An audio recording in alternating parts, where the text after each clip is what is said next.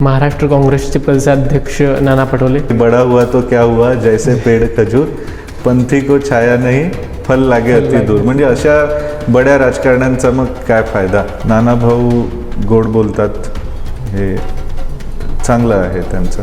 गोड बोलणं चांगलं आहे, काही वाईट नाही, पण फक्त गोडच बोलणं हे. तुम्हाला आजही भाजपचं एखादा अधिकृत पद तुमच्याकडे नाही आहे ना. कार्यकर्ता भावना है, कार्यकर्ता साधना, कार्यकर्ता तो स्वयं ही पुष्प बन भावार्चना असं म्हणतात. ते भेलचा प्रकल्प खूप दिवसापासून रखडला आहे, आतापर्यंत सुरू झाला नाही. पाहिलं की कितीतरी शेतकऱ्यांच्या जमिनी त्या भेलच्या प्रकल्पामध्ये गेलं. आजही शेतकऱ्यांना त्यांना वाटलं की मुलांना रोजगार तरी मिळेल, बिलकुल. मात्र आजही त्यांच्याकडे रोजगार नाही आणि त्यांच्या जमिनीही गेल्या. तेव्हा पण लोक काय म्हणतात, निस्ता बोलते, काही करत नाही, काही केला नाही. पण लोकांना हे कळलंय की बा समजा कोणत्या अमुक जातीचं तमुक जातीचं कोणी राजकारण करत असेल, त्या जातीसाठी काय केलं, कोणत्या 2 युवकांना रोजगार दिले, कोणाचं काय भलं केलं, हे पण लोकांना कळते. त्यामुळे याच्या वरती उठून हा संपूर्ण समाज आपला आहे. म्हणजे पायाला काटा लागला तर डोळ्यातून पाणी येते आणि हात तो काटा काढायला सरसावतो. हा आपला समाज आहे, ही आपली संस्कृती आहे. नाना पटोले महाराष्ट्राचे भावी मुख्यमंत्री आहेत. त्यांना त्यांचे कार्यकर्ते लोक हे भावी मुख्यमंत्री म्हणून पाहतात, होणारा मुख्यमंत्री म्हणून पाहतात. की नानाभाऊ पटोले हे उमेदवार राहतील काँग्रेसकडून इतकं निश्चित आहे. तर त्याचे मुख्य कारण तर असू शकते की दुसरा उमेदवारच नाही, बरोबर. तर नानाभाऊंनी दुसरी आपली कॉम्पिटिशन उभीच नाही होऊ दिली काँग्रेसमध्ये. BJPला निवडून येणं सोपं आहे, कारण तिकडे नानाभाऊंनी सगळ्यांनाच दुखवलं आहे, कोणाला मोठं नाही होऊ दिलं. मग काय विजन आहे साहेब आपलं ह्या साकोली विधानसभाकरिता, किंवा मग जर उमेदवारी मिळाली तर कोणते मुद्दे आपण हाती घेऊन लोकांपर्यंत जाल? एकतर रोजगाराचा मुद्दा, आरोग्याचा मुद्दा, स्वयंरोजगाराचा मुद्दा, आणि त्याच्यानंतर जे इथले पारंपरिक उद्योग आहेत ते वाढवून आता गावागावांमध्ये. डॉक्टर ब्रह्मानंद करंजेकर 2019मध्ये म्हणजे तुम्ही साकोली, लाखनी, आमच्या लाखांदूर विधानसभेतल्या गल्लीबोळात पण विचारा, असं एक सगळ्यांचं मन झालं होतं की बा आता ब्रह्मानंद करंजेकरांना यावर्षी आमदार बनवून विधानसभेत पाठवायचं. आणि सगळे लहान मोठे सगळ्यांचं, सगळ्या समाजातून, काही जातीपातीचं त्यात राजकारण नाही. पण तेव्हा परिणयजी फुकेंना तिकीट द्यायचं असं देवेंद्रजींनी सांगितलं, आणि एक पक्षाचा सच्चा पक्षनिष्ठ कार्यकर्ता म्हणून.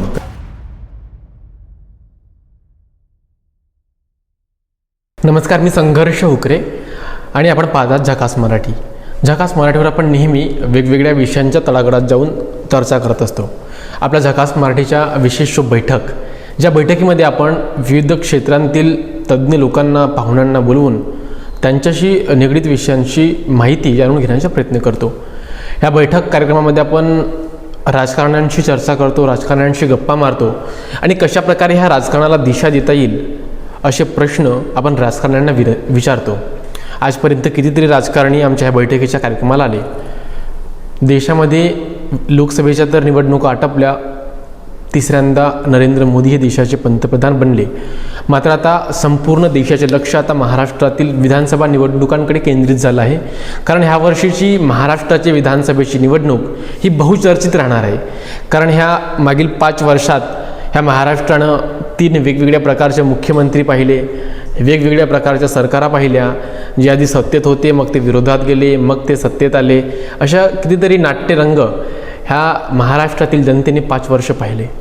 मात्र आता 24ला काय होणार आहे, ह्या 2024च्या विधानसभा निवडणुकांमध्ये मात्र कोण मुख्यमंत्री बनणार आहे, कोणाची सत्ता ह्या महाराष्ट्रावर काबीज होणार आहे, असे अनेक प्रश्न महाराष्ट्रातील आणि देशातील जनतेच्या मनामध्ये आहेत.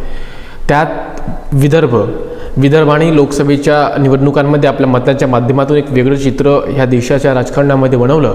त्या विदर्भामध्ये ह्या विधानसभेच्या निवडणुकांमध्ये काय होईल, कारण ह्याच विदर्भातून काँग्रेसचे प्रदेशाध्यक्ष नाना पटोले येतात, ह्याच विदर्भातून उपमुख्यमंत्री देवेंद्र फडणवीस येतात, विरोधी पक्षनेते विजय वडेट्टीवार येतात, खासदार प्रफुल्ल पटेल येतात. त्यामुळे संपूर्ण देशाच्या आणि महाराष्ट्राचे लक्ष ह्या पूर्व विदर्भाकडे आहे. ह्या क्षेत्रांमध्ये कोणाच्या किती सीट निवडून येतात याकडे संपूर्ण महाराष्ट्राचे लक्ष केंद्रित होणार आहे. त्यामध्ये साकोली विधानसभा, ज्या विधानसभेतून सध्या नाना पटोले हे आमदार आहेत, त्या साकोली विधानसभा क्षेत्रामध्ये ह्या 5 वर्षात आणि गेली ते 25 वर्ष ॲक्टिव्ह पॉलिटिक्समध्ये आहेत. 4 वेळा आमदार, 1 वेळ खासदार या क्षेत्रातून ते होते. आणि कशा प्रकारे साकोली विधानसभा क्षेत्राचा विकास झाला, काही प्रश्न, मूलभूत प्रश्न लोकांचे आजही आहेत आणि कशा प्रकारे ह्या क्षेत्रातील जे जनसुविधा आहेत त्या कशा प्रकारे आणखी त्यांचा विकास करता येईल, पर्यटनामध्ये काय आहे, खनिजामध्ये काय आहे, रोजगार, युवकांचे काय प्रश्न आहेत, आपण जाणून घेण्याचा प्रयत्न करत आहोत. आमच्या बैठकीमध्ये आज पाहुणे आहेत डॉक्टर सोमदत्त करंजेकर. डॉक्टर साहेब हे विविध क्षेत्रांमध्ये काम करून सध्या हे राजकारणामध्ये ॲक्टिव्ह आहेत आणि साकोली विधानसभा निवडणूक हे 2024ची लोक म्हणतात की ते ह्यावर्षी लढण्याकरिता इच्छुक आहेत आणि लोकांच्या मनामध्ये सुद्धा त्यांचे नाव आहे. त्यामुळे खरंच त्यांची तयारी आहे का, आणि जर तयारी असेल तर कोणत्या मुद्द्यांवर, कोणते मुद्दे ते लोकांपर्यंत पोहोचवण्याचा प्रयत्न करत आहेत आणि ती नेमकी विधानसभा निवडणूक कशी रंगेल हे सगळे आपण जाणून घेऊया. आमच्यासोबत स्वतः डॉक्टर सोमदत्त करंजेकर आहेत. साहेब, स्वागत आहे आपल्या झकास मराठीवर. नमस्कार, धन्यवाद.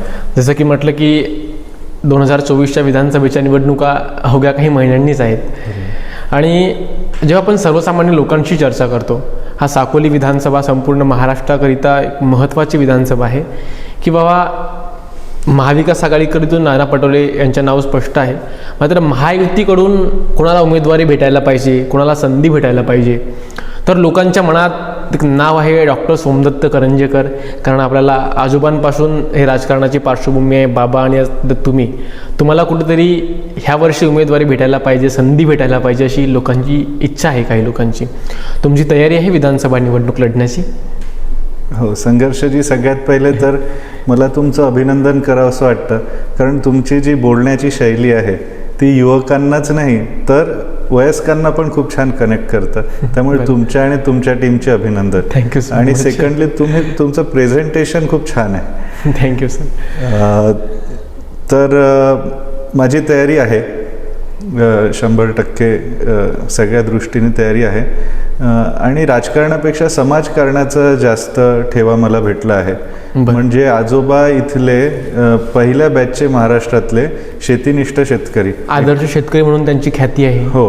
कशा प्रकारे ते शेती करत होते? दुबार धान पेरण्याची सुरुवात त्यांनी 1965ला इथे सुरू केली विदर्भात. खरीप हंगाम आणि रब्बी हंगाम. हो, म्हणजे तेव्हा त्यांना मूर्खात काढलं आधी लोकांनी की कसं शक्य आहे, पण नंतर जेव्हा त्यांनी करून दाखवलं, मग न्यूझीलंड, जपानचे सायंटिस्ट तेव्हा आपल्या इथे खंडाळ्याला साकोलीला आले. हो, बरं. आणि जेव्हा पहिल्यांदा 1973मध्ये राज्यपालांच्या हस्ते हे पुरस्कार द्यायला सुरुवात झाली तर भंडारा जिल्ह्यातून त्यांना मिळालं.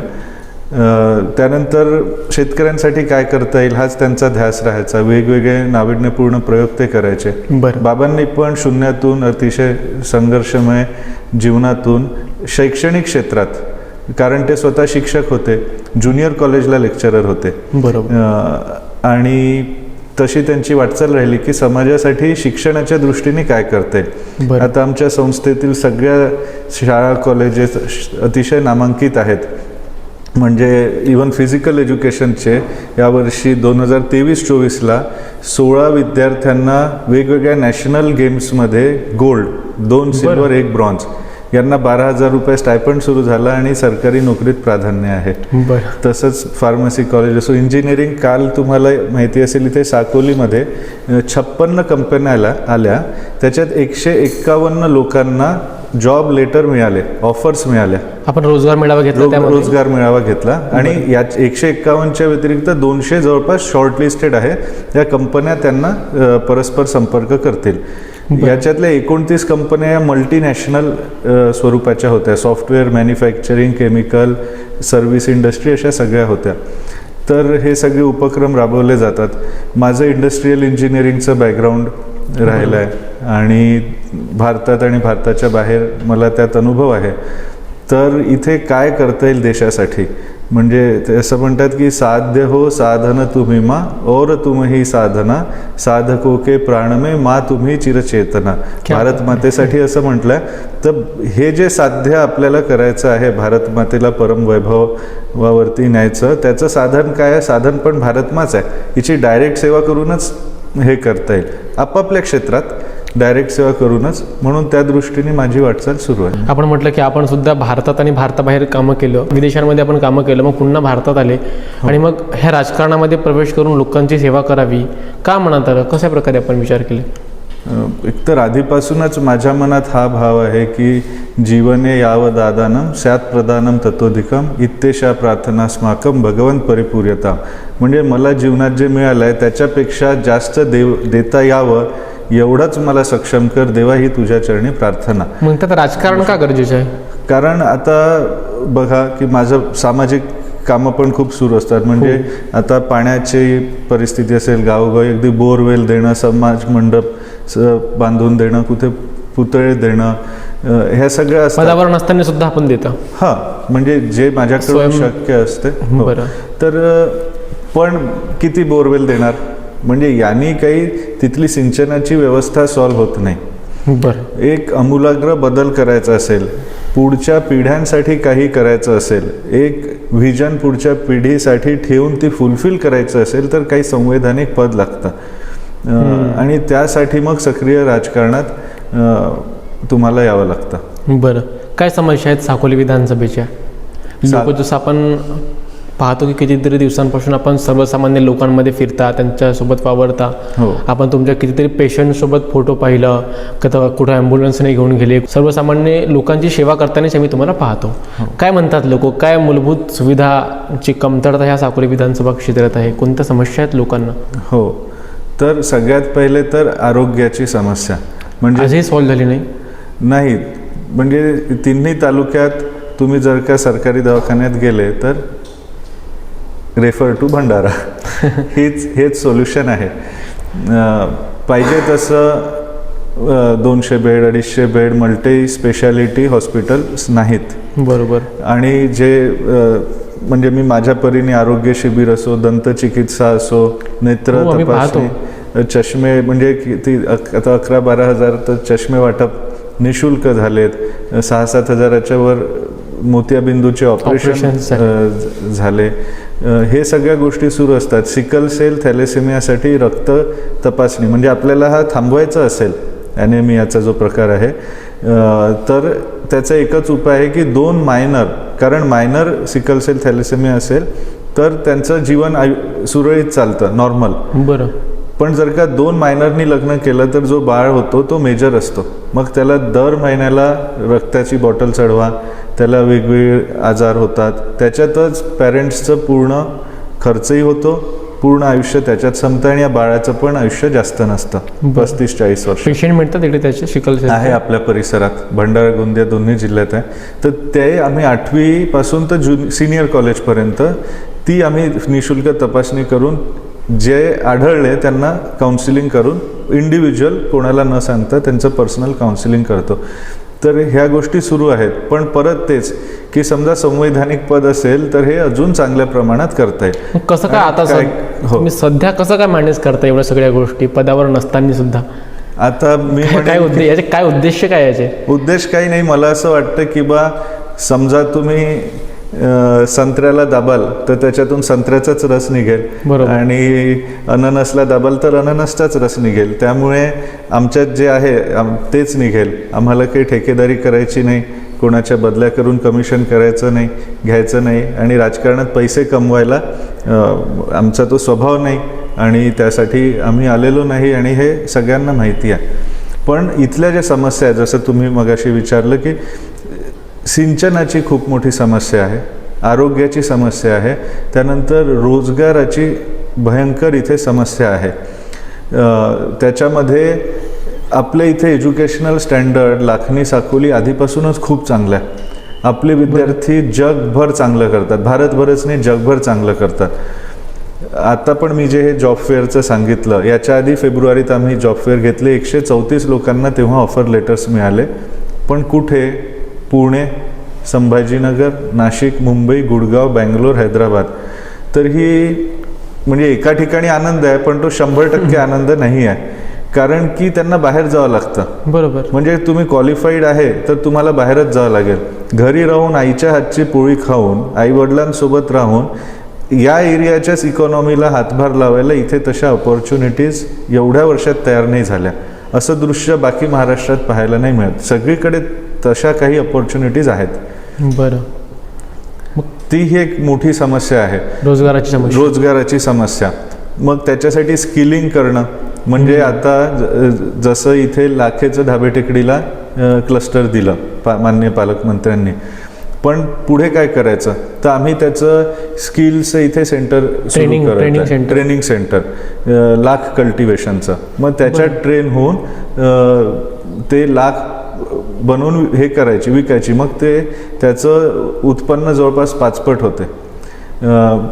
तर हे रोजगाराच्या समस्या. स्वयंरोजगारामध्ये तसं मोटिवेशन नाही आहे. मी एक स्टार्टअपची स्पर्धा इथे घेतली होती आणि त्याच्यात आम्ही जे सिलेक्ट होतील स्टार्टअप त्यांना 2 लाखापर्यंतची बीज भांडवलाची मदत, म्हणजे सीड मनी दिली. सीड मनी आम्हाला रिटर्न नाही पाहिजे, त्याच्यावर व्याज नाही पाहिजे, काही नाही. जे क्वालिफाय होतील ते. मला पाहिजे तसा प्रतिसाद मिळाला नाही.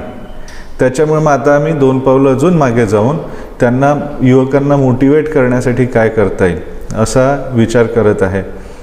त्याच्यानंतर आपले जे इथे पारंपरिक गोष्टी आहेत, म्हणजे जेव्हा मी रोजगाराबद्दल बोलतो तेव्हा मला 2 गोष्टी लक्षात येतात. एक तर आपल्याला काय करता येईल, म्हणजे राजेगाव, गडेगाव, मुंडीपार, भेलचा प्रकल्प बंद आहे तुम्हाला माहिती आहे. तर इथे कसं काय एक मॅन्युफॅक्चरिंग क्लस्टर सुरू करता येईल हे एक. दुसरं खूप सोपं आहे, आपल्याला काहीच म्हणजे त्याच्यात खूप श्रम टाकायची गरज नाही आहे. ऑलरेडी वर्क फ्रॉम होमचं कल्चर कोविड नंतर भरपूर वाढलं. बरोबर. आणि आपल्याला साकोलीत, लाखनीत, अगदी गावागावात आतमध्ये, म्हणजे चारगावला मी परवा गेलो, ते दोघं आमचे युवक मित्र ते VFX ॲनिमेशन इंडस्ट्रीमध्ये आहे. अमेरिकन कंपनीसाठी काम करतात, एक करतो, आणि दुसरा जर्मन कंपनीसाठी इथे आपलं वर्क फ्रॉम होम. त्याच्यानंतर लाखनीला आमचे मित्र आहेत, ते अमेरिकन कंपनीसाठी, साकोलीत आहेत ते जर्मन कंपनीसाठी काम, म्हणजे कंपनी पुण्यात आहे पण प्रोजेक्ट तिथला आहे. तर वर्क फ्रॉम होम हे करतात, चांगलं डॉलरमध्ये कमवतात. तर हे कल्चर अजून वाढावं. इथे आपण कोवर्किंग स्पेस सुरू करून दिली, त्यांना इंटरनेट, AC रूम, सगळ्या फॅसिलिटीज, चांगलं डेटा स्टोरेजचं सगळं दिलं, तर युवक वेबसाईट कुठूनही बनवू शकतो. बरोबर. त्याच्यासाठी पुण्यातच असलं पाहिजे, नाही तर इथले युवक बनवतील ना. KPO, BPO हे कुठे पण सुरू होऊ शकतं. त्याला जास्त स्किल्स पण नाही लागत. तुम्ही IT इंजिनियर पण असण्याची गरज नाही. ते आरामात इथे सुरू होऊ शकेल. आणि इथे सुरू करणाऱ्यांना इन्सेंटिव्ह पण आहे की समजा पुण्यात, कारण पुण्यात भाड्याच्या खोलीचं रेंट वगैरे खूप जास्त आहे, तिथे 28-30 हजार पगार द्यावा लागत असेल, इथे 20 हजार दिल्याने पण कदाचित त्यांना इक्वली टॅलेंटेड मुलं भेटतील.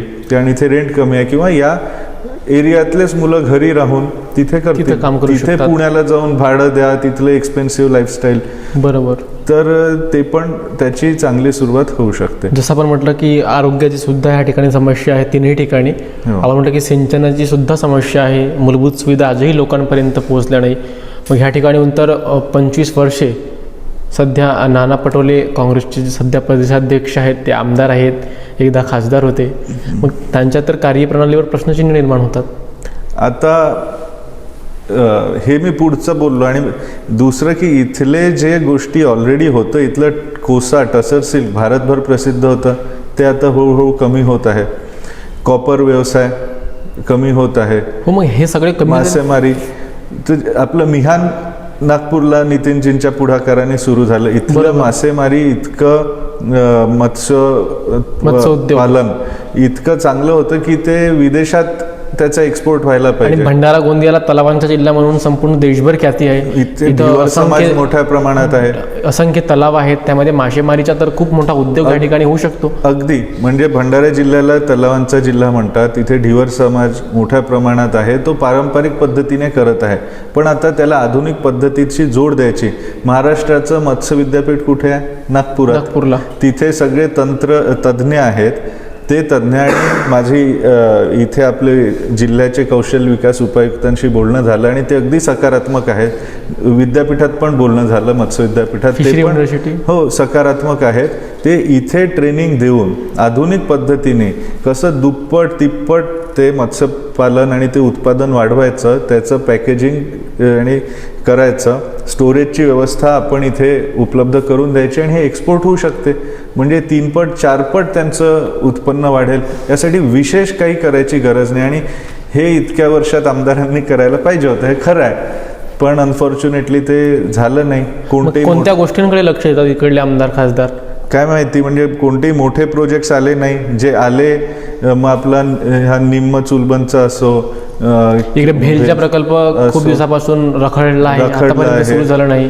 डाव्या कालव्याचं मी पाहिलं की कितीतरी शेतकऱ्यांच्या जमिनी त्या भेलच्या प्रकल्पामध्ये गेलं. आजही त्यांना वाटलं की मुलांना रोजगार तरी मिळेल, बिलकुल, मात्र आजही त्यांच्याकडे रोजगार नाही आणि त्यांच्या जमिनीही गेल्या. अगदी 188 खातेदारांच्या 476 एकर जमीन त्यांनी आमच्या पुढच्या पिढीचं चांगलं होईल म्हणून ती मुख्यवरची मुंडीपार बामणी खैरीची नॅशनल हायवे 6 वरची जमीन तेव्हा त्यांनी MIDCला दिली भेलच्या प्रकल्पासाठी.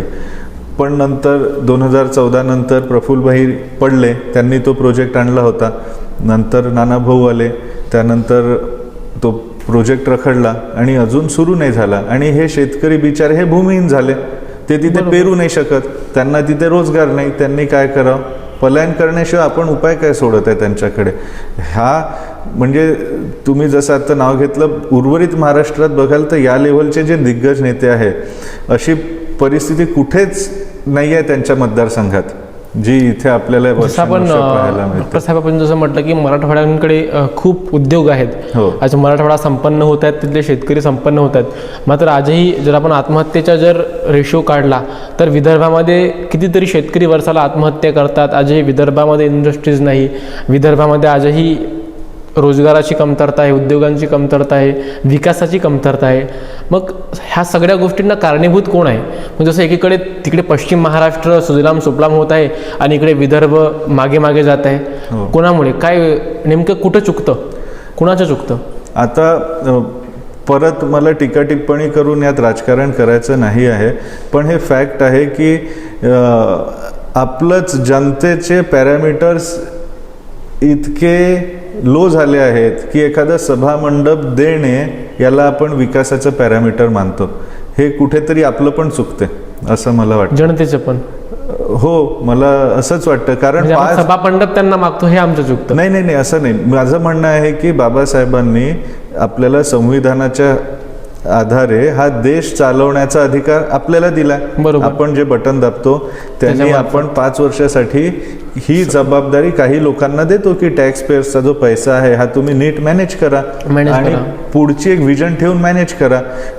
पटेल तर आम्ही तुमचं काम आवडलं तर परत परत देऊ, तुमचं काम नाही आवडलं तर आमच्याकडे बदलण्याचा तो संविधानाने दिलेला अधिकार आहे. असं असताना जर का वर्षानुवर्ष काहीच दिसत नाही सभामंडपाशिवाय, तर मग तरी तेच होत आहे. म्हणून मी म्हटलं की बा सभामंडप देणे याला विकासाचं पॅरामीटर मानलं जातं अनफॉर्च्युनेटली या भागात. पर कॅपिटल इन्कम लोकांची फार कमी आहे आणि विकासाची डेफिनेशन ती आहे की पर कॅपिटल इन्कम कशा प्रकारे ग्रो होईल, इकॉनॉमी कशी वाढेल, यालाच विकास म्हणतात. हो हो, त्याच्याकडे काही लक्ष दिसत नाही असं मला वाटतं. बरं, आपण म्हटलं की तुम्ही महायुतीकडून ह्या वर्षी 2024ची विधानसभा निवडणूक लढण्याकरिता इच्छुक आहात. हो, आणि लोकांच्या तोंडून सुद्धा आपण ऐकतो. हो, काय विजन आहे साहेब आपलं ह्या साकोली विधानसभा करिता, किंवा मग जर उमेदवारी मिळाली तर कोणते मुद्दे आपण हाती घेऊन लोकांपर्यंत जाल? हो, एकतर रोजगाराचा मुद्दा, आरोग्याचा मुद्दा, स्वयंरोजगाराचा मुद्दा आणि त्याच्यानंतर जे इथले पारंपरिक उद्योग आहेत ते वाढवून आता गावागावांमध्ये मी बऱ्याचशा ग्रामपंचायतींना पण मदत केली. म्हणजे का बरं अशी वेळ येऊ शकते, इथे आपण सरपंचांचा मेळावा घेतला होता, सरपंच परिषद घेतली. हो, त्यांचं ट्रेनिंग आणि पोलीस पाटलांचं, त्याला पेरे पाटील साहेब आले होते. त्यांनी खूप चांगल्या प्रकारे सांगितलं की एक ग्रामपंचायत काय करू शकते आणि कसं आपलं उत्पन्न वाढवू शकते. पण त्याच्या व्यतिरिक्त पण आपल्या इकडे इतकं जंगल आहे, आपण नेपियर ग्रास, बांबू लावून अन्नदाता ऊर्जादाता, हो, म्हणजे एक तर त्याचं पॅलेट ब्रिकेट्स बनवून आपल्या तिरोड्याला इथे पॉवर प्लांट आहे, अदानी पॉवर प्लांट अदानी आहे, मौद्याला NTPC आहे, खापरखेडा, कोराडी, चंद्रपूर जवळ आहे, इथे पाठवू शकतो.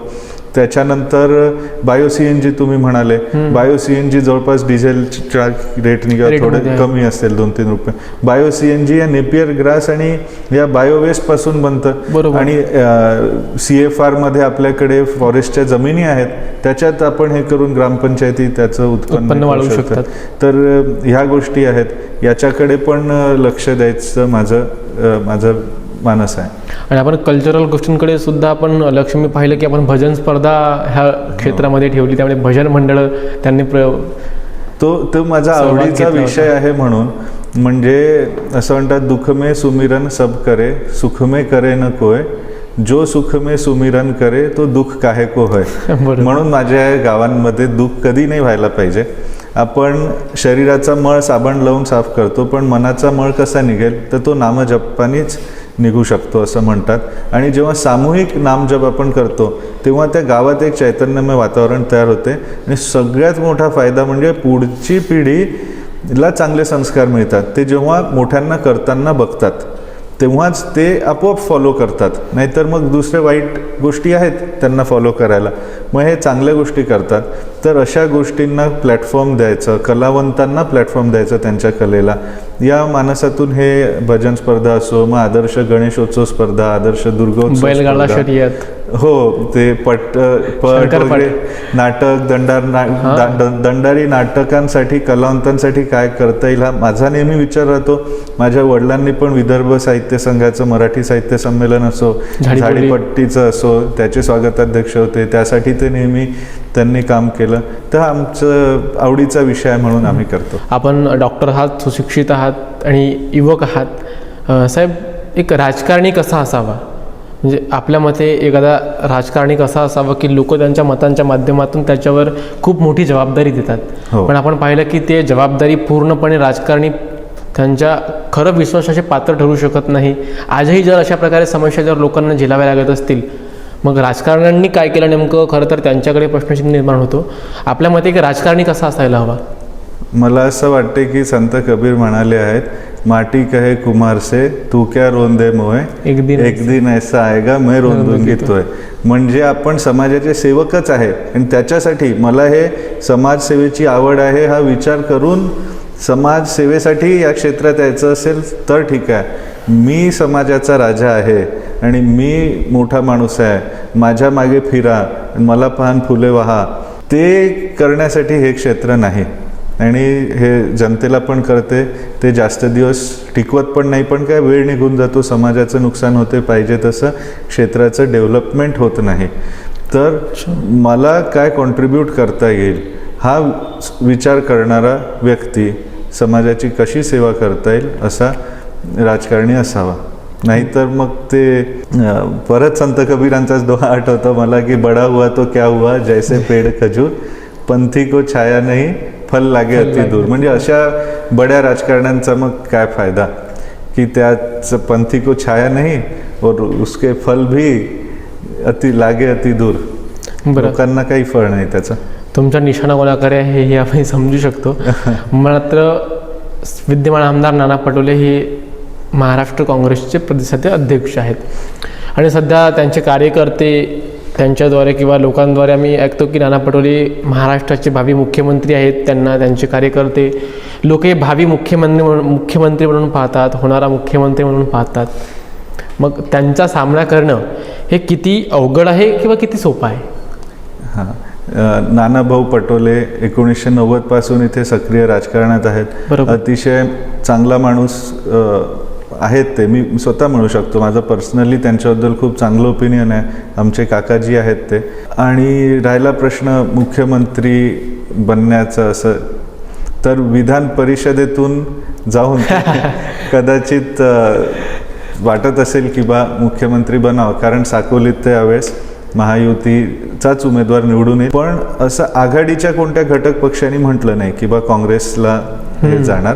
आणि काँग्रेसचे कोणतेही पदाधिकारी किंवा दुसऱ्या नेत्याकडून असं ऐकायला मिळत नाही की आमचा असा विचार आहे.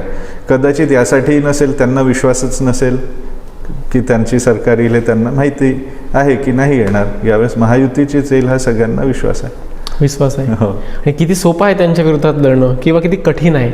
आता कारण तुम्ही पहिल्यांदाच विधानसभेची निवडणूक लढण्याची तुमची इच्छा आहे हो, हो. किंवा जर आपण लढली तर ती आपली पहिलीच निवडणूक असेल. बरोबर. आणि ते ह्या राजकारणामध्ये दिग्गज आहेत. कितीतरी वर्षापासून त्यांनी कितीतरी इलेक्शन फेस केलं. एकदम तुम्ही बरोबर म्हणत आहे हा, मग की कशा कितीतरी वर्षापासून कितीतरी इलेक्शन्स फेस केले. तेव्हाचे सगळे व्हिडिओज तुम्ही बघा यूट्यूबवरती. तेव्हा पण लोक काय म्हणतात, निस्ता बोलते, काही करत नाही, काही केला नाही. दर इलेक्शनच्या आधीचे पत्रकारांच्या याच्यातले असेच हे मिळतील.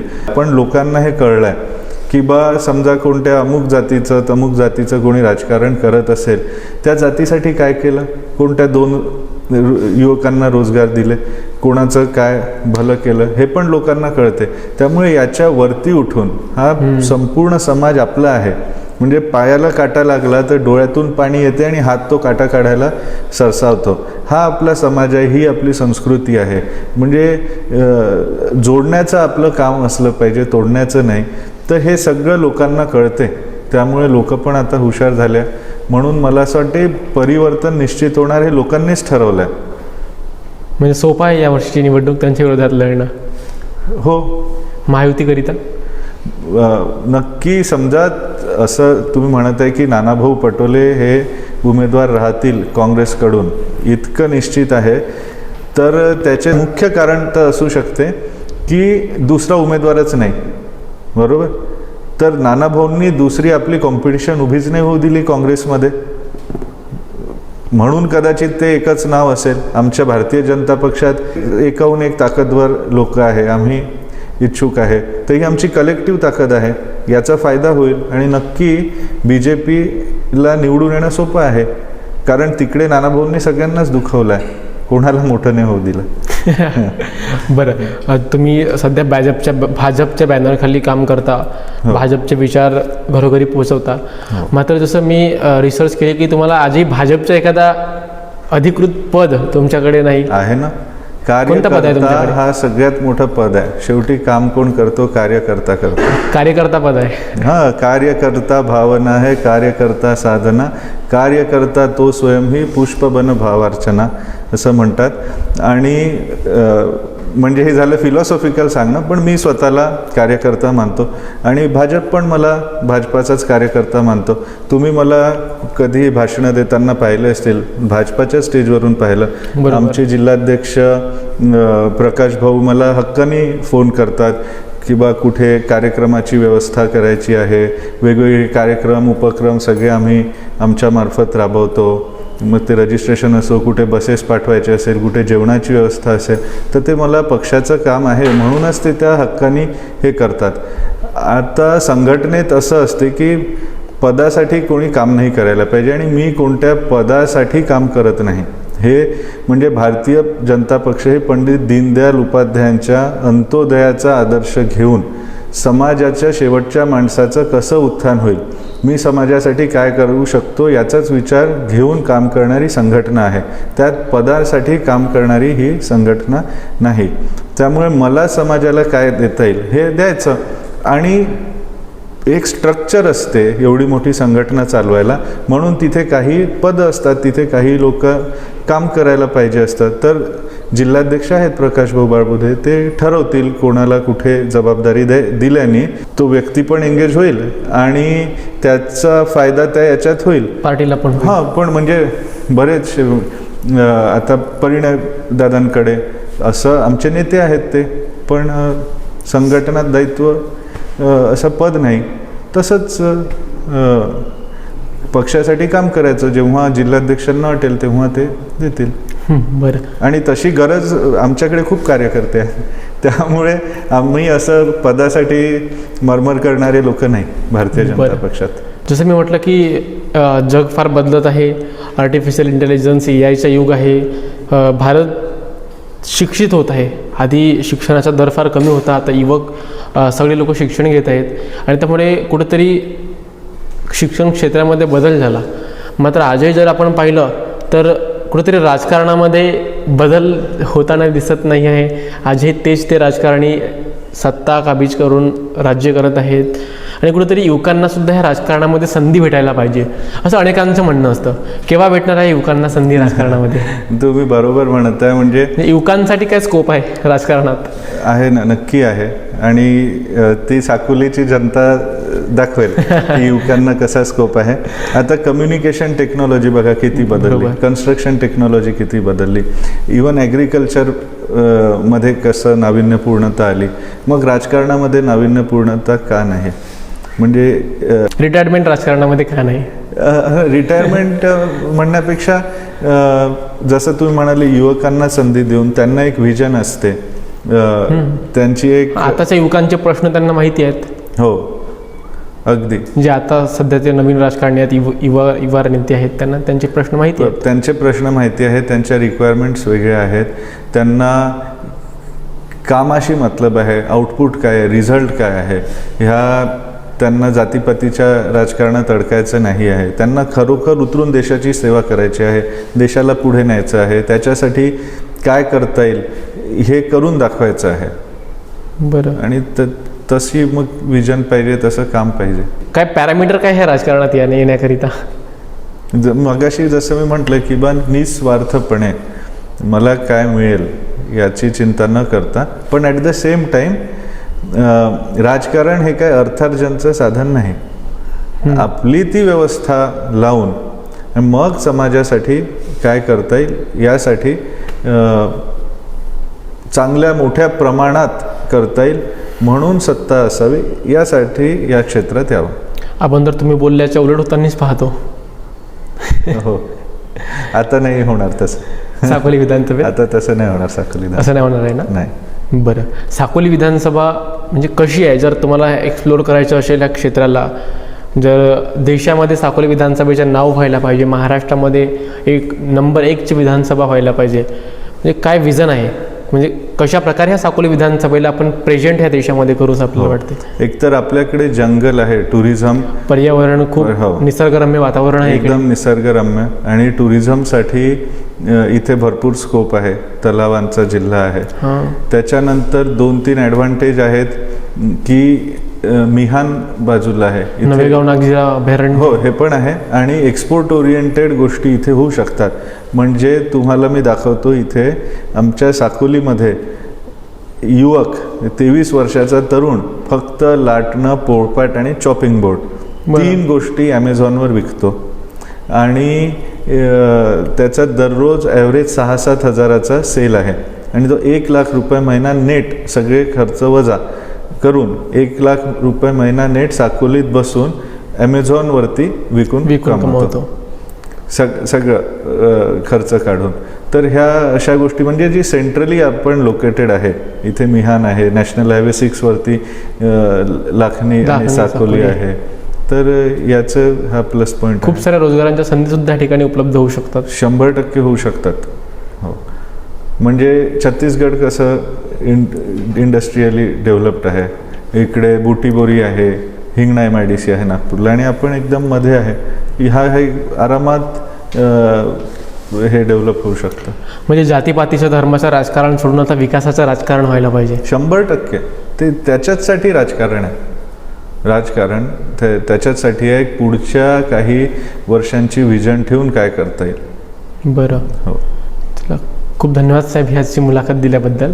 मी एक रॅपिड फायर सेशन घेतो. हो, त्यामध्ये एखाद्या राजकारणाचे मी नाव घेतो, त्याचं नाव ऐकताच तुमच्या मनामध्ये काय भावना येतात ठीक आहे, हे तुम्हाला सांगायचे आहे. हो. देशाचे पंतप्रधान नरेंद्रभाई मोदी, आदर्श व्यक्तिमत्व. माझं वय 39 आहे, त्यांच्यासारखा फिटनेस माझ्यात नाही आहे. हे खरं आहे. तर महाराष्ट्राचे मुख्यमंत्री एकनाथ शिंदे. मी धर्मवीर मूव्ही बघितली, खूपच इम्प्रेस झालो मी. म्हणजे मूव्ही बघताना मी 2-4दा तर रडलो. आणि तेव्हा मी बघितलं मग कसं हे संघर्षातून पुढे आले आणि यांची कशी घडले हे मला फार इम्प्रेसिव्ह वाटतं. उपमुख्यमंत्री देवेंद्र फडणवीस माझे मोठे भाऊ आहेत आणि नेहमीपासून त्यांचं मला मार्गदर्शन लाभलं आहे आणि अनेक वर्षांपासून त्यांचा गायडन्स मला लाभला आहे. माझे मोठे भाऊ आहेत ते.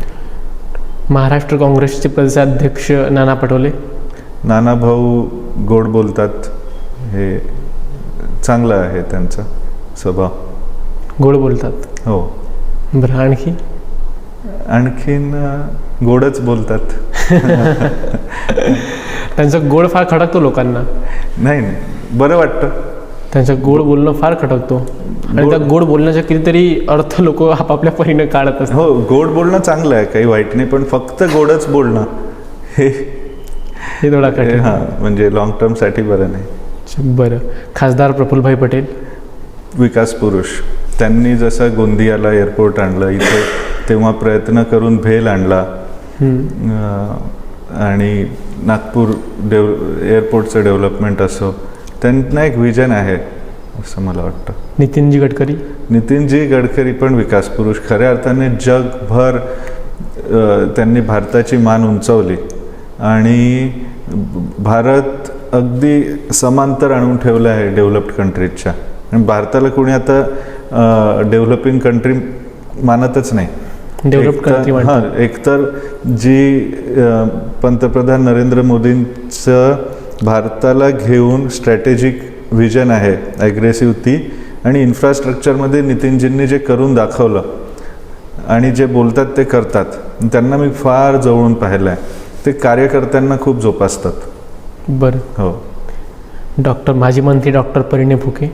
परिणयजी पण माझे मोठे भाऊ आहेत. मला नेहमी गाईड करत असतात ते पर्सनली. अगदी लहान लहान गोष्टींवरती मला मदत करतात, गायडन्स करतात आणि जुने संबंध आहेत माझे. अगदी त्यांनी स्ट्रगल पाहिला आहे माझा. बरं, माजी आमदार बाळा काशीवार. बाळाभाऊंनी इथे खूप विकास केला 5 वर्षात आणि बरेचसे प्रोजेक्ट त्यांच्या ह्याच्यात पूर्ण झाले. मला वाटते मागच्या तुमच्या इंटरव्ह्यूमध्येच त्यांनी सांगितलं, मी ते पुन्हा नाही सांगणार. बरं, डॉक्टर ब्रह्मानंद करंजेकर. एक पक्षनिष्ठ कार्यकर्ता. 2019मध्ये म्हणजे तुम्ही साकोली, लाखनी, आमच्या लाखांदूर विधानसभेतल्या गल्लीबोळात पण विचारा, असं एक सगळ्यांचं मन झालं होतं की बा आता ब्रह्मानंद करंजेकरांना यावर्षी आमदार बनवून विधानसभेत पाठवायचं.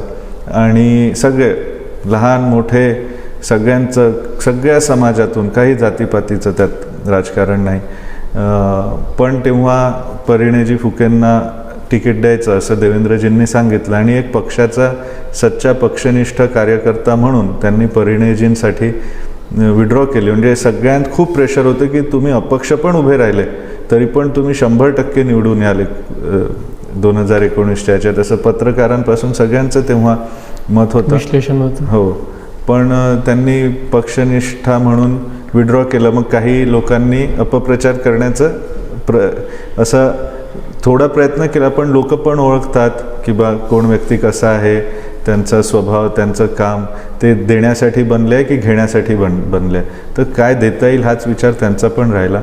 म्हणून तो अपप्रचार कधी चालला नाही. कोणी म्हटलं नवीन कॉलेज मिळालं, तर आता तसं होत नाही. ते दिवस गेले की बा महाराष्ट्र शासनाची NOC लागते वगैरे.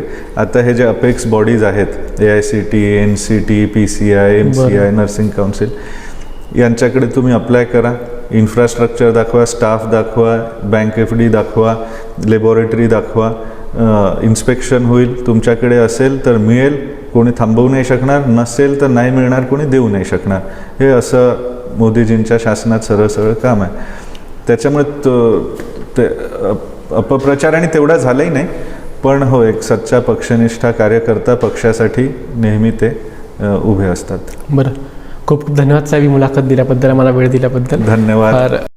तर हे होते डॉक्टर सोमदत्त करंजेकर. कशा प्रकारे ह्या राजकारणाला दिशा देता येईल आणि स्वतःच्या शिक्षणाचा फायदा समाजाच्या हिताकरिता कसा करता येईल, समाजातील शेवटच्या स्तरापर्यंत हा विकास कसा पोहोचवता येईल आणि त्या शेवटच्या माणसाला कशा प्रकारे न्याय देता येईल, ह्या सर्व त्यांचं विजन यांनी आज ह्या मुलाखतीमध्ये सांगितलं. साकोली विधानसभा कशी आहे, ह्या विधानसभेची पार्श्वभूमी, ह्या विधानसभेचा विकास कशा प्रकारे करता येईल, काय मूलभूत सुविधांचा अभाव या क्षेत्रामध्ये आहे, आणि खरं तर 25 वर्ष नानाभाऊ पटोले या क्षेत्राचे एक ॲक्टिव्ह पॉलिटिक्समध्ये आहेत, एक पदावर आहेत, तरीसुद्धा आजही ह्या क्षेत्रामध्ये सर्वसामान्य लोकांना विकासाची कमतरता कशी आहे हे यांनी समजावून सांगितलं. आणि एक उत्तम राजकारणी कसा असावा हे सुद्धा यांनी आजच्या मुलाखतीमध्ये सर्वांना समजावून सांगितलं. युवकांना राजकारणामध्ये संधी भेटायला पाहिजे. जेव्हा सर्व क्षेत्रांमध्ये नूतनीकरण होत आहे तर राजकारण क्षेत्रामध्ये सुद्धा नूतनीकरण व्हावं असे यांचे विचार आहे. आणि नेमकं कशा प्रकारे सर्व क्षेत्रांना वाव भेटायला पाहिजे. साकोली विधानसभेतील विविध क्षेत्र आहेत, त्यात पर्यटन असो, शिक्षण असो, आरोग्य असो, कला क्षेत्र असो, सर्व क्षेत्रांना समांतर न्याय कशा प्रकारे देता येईल आणि साकोली विधानसभा संपूर्ण देशामध्ये काय नावानं किंवा कशा प्रकारे एक नंबर 1 विधानसभा म्हणून ओळखली जाऊ शकते असे यांचा विजन त्यांनी आजच्या मुलाखतीमध्ये स्पष्ट करून दिला. आपण झकास मराठी पाहत आहात. आपण झकास मराठीवर नेहमी वेगवेगळ्या क्षेत्रातील लोकांची बसून एक बैठक कार्यक्रमामध्ये विविध प्रश्नांची उत्तरं आणि विविध विषयांच्या तळागाळात जाऊन चर्चा करत असतो. आणि नक्कीच आमच्या ह्या बैठकीच्या चर्चेचा फायदा व्ह्यूअर्सला जे आमचे प्रेक्षक आहेत त्यांना होत असेल अशीच आमची अपेक्षा आहे. तुमचं भरभराहून प्रेम हे झकास मराठी चॅनलला भेटत आहे. त्यामुळे आणि आजची व्हिडिओ, आजची मुलाखत आपण शेवटपर्यंत पाहिली त्याबद्दल सुद्धा सर्व प्रेक्षकांच्या मनापासून आभार. खूप खूप धन्यवाद.